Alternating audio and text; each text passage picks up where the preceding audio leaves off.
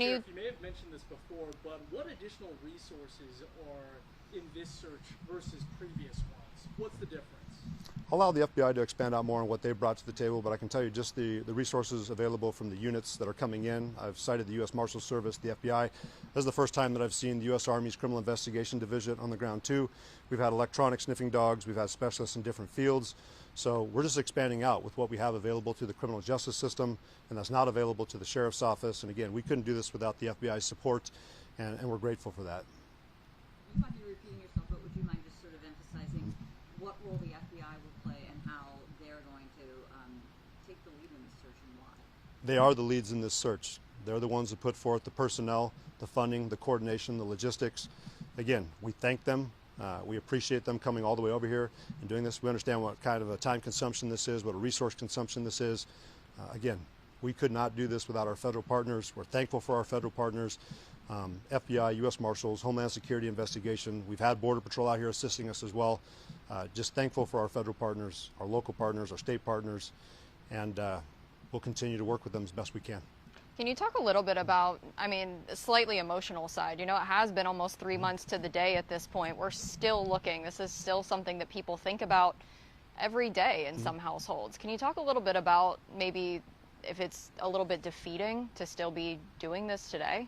It's not defeating for us. We don't give up. We understand that the girls would not want us to give up, but I did talk with Whitney last night over the phone. I get her frustration. Of course, she wants the kind of closure where we can locate Travis and bring him to justice. And we also understand that our community is frustrated.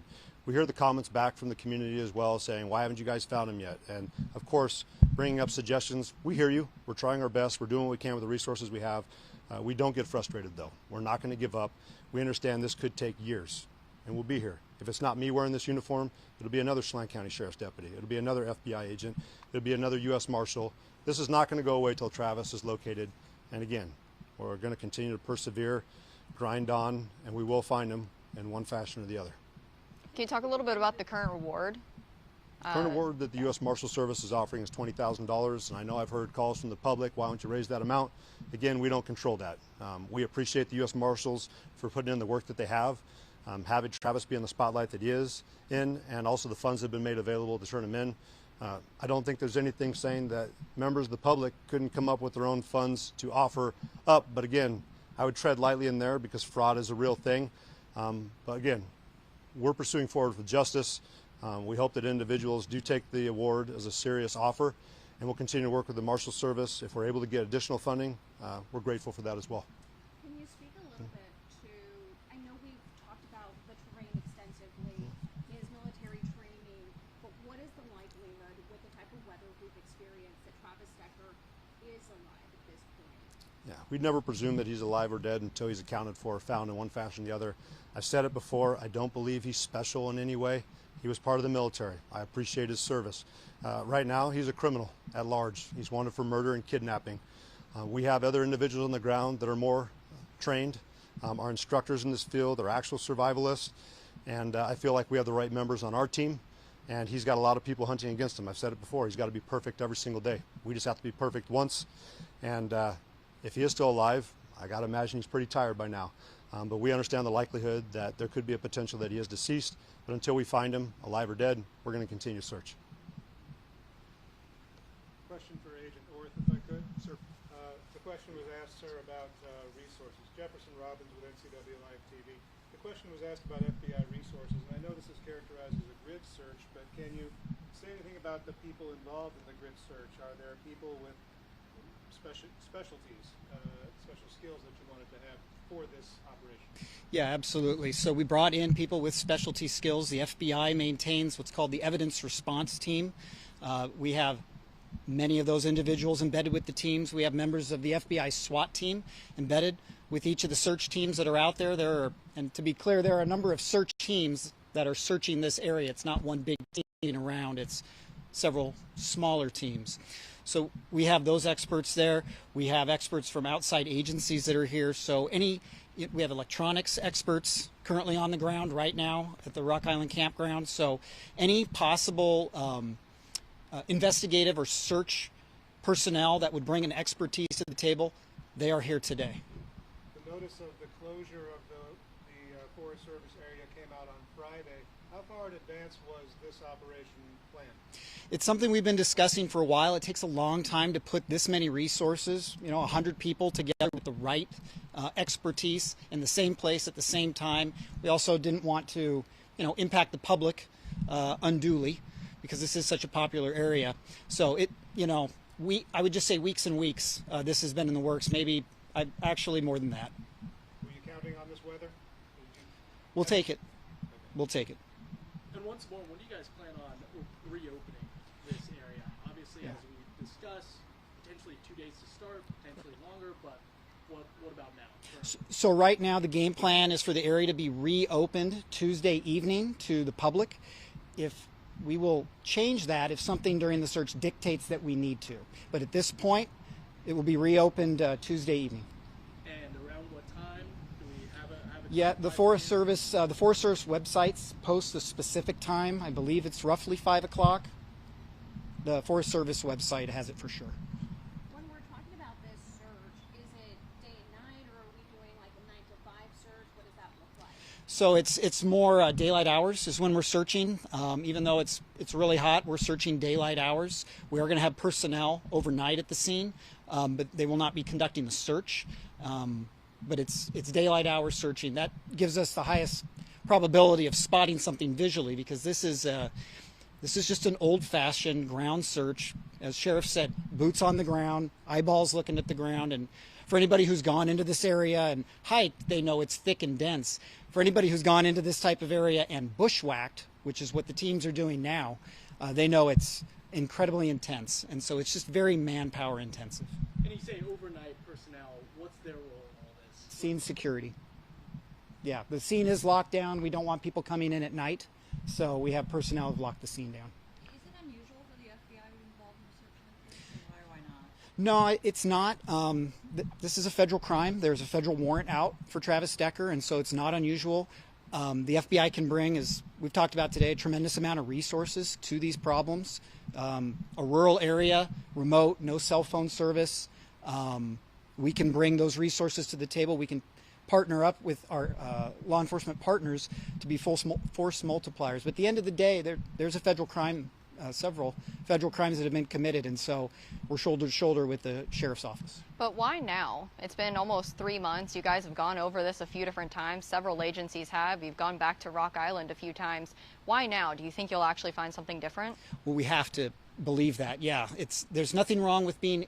You can't be too thorough in a search like this. Like I said, it is such incredibly dense vegetation that anybody who walks down one of these trails could walk 10 meters off the trail and no one would ever know they're there.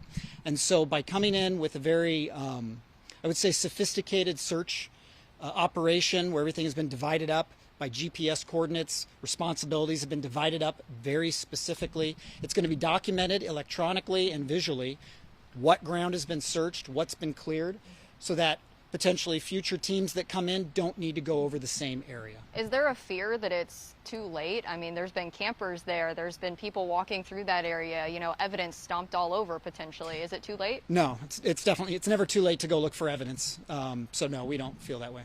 So I just want to be clear, is there a break in the case here? Does that have anything to do with why you're targeting this area? Or is it what I'm hearing, we just need to be abundantly thorough and cover that grid, which we know we can do in 2 days? We need to be abundantly thorough and cover that grid very, very thoroughly because the overgrowth, things on the ground get grown over very quickly. So we just want to be very thorough. There is no break in the case, to use your term. And the equipment they're going to be using, is this just like machetes? I mean, are they bushwhacking through? So there's The equipment? nothing special. So we have communications equipment back there because there's no cell phone service at all, but we have communications equipment back there so teams can be connected with our resources at FBI headquarters, outside resources if we need to bring additional things in, so the sheriff's office and the FBI can speak.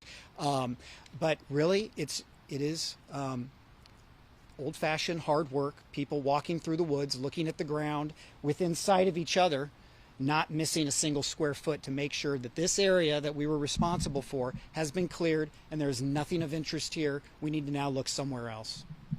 Teams in the past. Are you confident that 2 days is enough to cover this, quarter-mile radius beyond the campground? Yeah, as of now, this is the right amount of time. We may actually be able to expand outside the quarter mile depending on how the search teams do this afternoon and tomorrow. We may actually go further out than what we initially intended. So.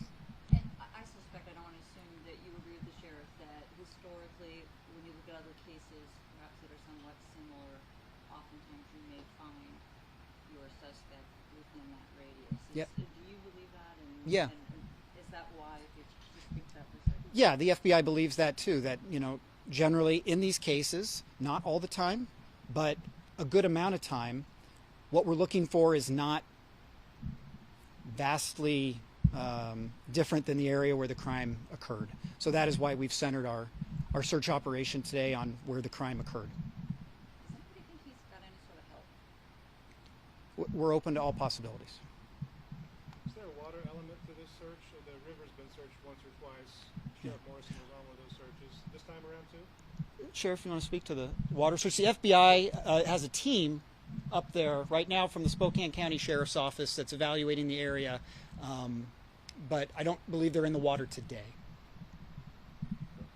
So we brought Spokane County Sheriff's Office's dive team in. There were certain areas that our Swiftwater team could not access just because if you're diving underneath log jams. That was an area that we didn't have the equipment for. So Spokane County, thanks to Sheriff Knowles, has offered up their dive team to come in, search areas that we weren't able to get to. They should have their scuba gear, their dive tanks that's going to allow us to get into areas that, again, we weren't able to access. The National Park Service wasn't able to access. But we feel pretty confident with our Swiftwater team being in the water twice now to conduct searches since the water's come down. The National Park Service's Swiftwater Rescue Team been in the water for over 4 days. And now we have Spokane County Sheriff's Office's dive team going in the water too. We feel very confident the water's been covered thoroughly. But again, we'll utilize what resources we have and make sure that we didn't leave any stone unturned.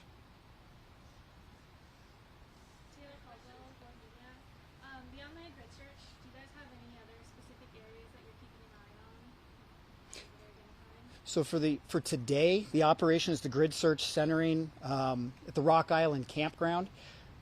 There are lots of areas that are interesting around here, of course, that a man can travel to on his 2 feet.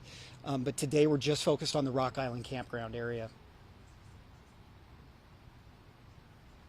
I have a question. Sir. Scott Hobson with Fox 13. When you're, maybe not this case necessarily, but in your past experience, what kind of clues might you be looking for? Like maybe Kirk's lose ball caps or shoes or something. Yeah. We're looking for anything interesting that is in the wilderness that would be left there by a person, specifically a man trying to evade law enforcement. So we're looking for anything. Are you guys still getting tips on that tip line? Pardon me? Are you guys still hearing from tips on that tip line? I'm sure it's died down Yeah, quite a bit. absolutely. Tips still come in, and every one of them is evaluated. Like I said, the FBI and partner agencies, the Sheriff's Office, the Marshals have cleared literally hundreds and hundreds of tips. One by one, an agent or an investigator or a team of investigators is clearing each one of those tips. They are still coming in, yes. Have there been any sightings recently in this area that we might not know of? Not from the FBI's perspective. I don't know, Sheriff, if you followed up anything recently. So we've had reported sightings. We've had our partnering agencies, and of course our agency also tracked down. They have not turned out to be Travis, but again, we appreciate the community remaining vigilant, reporting it to us, and again, we're not going to overlook any investigation or tip that comes in. So we get it. Just our most recent sighting that we documented over there in Idaho. Clearly, that did not turn out the way we wanted to, but we appreciated the public again being aware of what was going on. Most recently here, I was talking with the sheriff with King County. It sounded like one of their council members had also viewed someone potentially when they were out hiking the Pacific Crest Trail. King County Sheriff's Office went out and did a follow-up on that. We appreciate it. We know they're spending around 12 hours more, from what I understand, doing a search, following up on that information, but again, it didn't pan out. But we continue to get it. Even today, as I was going through my mailbox, we had a couple more potential sightings that came in. We'll forward it back over to our partners with the U.S. Marshals Service and our investigators. But we do have things that we're following up on, and again, we appreciate the public for helping us out. Sheriff, would you mind just reminding me, has there ever been a sighting of him right in that Rock Creek campground, Rock Island campground, after the bodies were recovered? There was one potential sighting that we had with our search crew when they were up in the enchantments area in the helicopter. We did track that down, but I'd also point out when Kittitas County, thanks to Sheriff Myers and his staff for following up and helping us out, they had an individual that was a potential sighting that took off running from them. They did catch up, and unfortunately we just found out it was an individual who didn't like law enforcement. I don't think it's the first time we probably experienced that in our careers, but we get those kind of incidents as well.